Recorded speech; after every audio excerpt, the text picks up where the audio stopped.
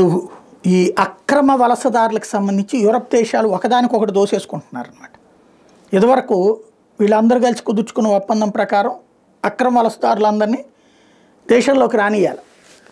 European యూనియన్లో ఏ ఏ దేశాలకైతే ఆయా దేశాలకు అన్నిటికి కూడా తీసుకోవాలి. ఇటలీ రిజెక్ట్ చేసింది.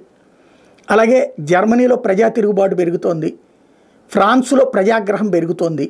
ఎందుకంటే ఇట్లా వలస వచ్చిన వాళ్ళు బ్రతకలేకంటూ తమ దేశం నుండి ఇక్కడికి వచ్చినటువంటి వాళ్ళు ఈ దేశంలో పెత్తనాలు చేయడం, ఈ దేశ ప్రజల్ని వేధించడం, చివరికి ఈ దేశ ప్రజల మీద దాడులు చేస్తున్నటువంటి పరిస్థితులలో జరుగుతున్నటువంటిది. ఇప్పుడు ఎవరికాళ్ళు ఏం చేస్తున్నారు?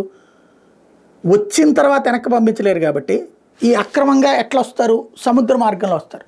సముద్ర మార్గంలోనే ఆపేసి మా వాటర్ ఇది, నువ్వు రావద్దు, అటుపక్కకి పో, లేదా కాల్చి పడేస్తాం.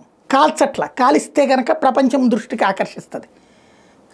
ఒక బోట్లో ఒక 20-30 మంది వస్తున్నారు, చంపేశారంటే ఆ శవాలన్నీ అక్కడ తేలుతూ ఉంటే అది ఎవడో వీడియో తీస్తాడు, ఇంకోటి అట్టించిపోయేవాడు, అది పట్టుకుని ప్రపంచం అంతా చెల్లిస్తుంది. కాబట్టి ఇప్పుడు ఈ కొత్త అడుగులు ఒక సైన్యం ఇంకొక సైన్యం మీదకి తోసేసేటటువంటిది, ఒక నేవీ ఇంకో నేవీ మీదకి తోసేటటువంటి ప్రక్రియ నడుస్తుంది.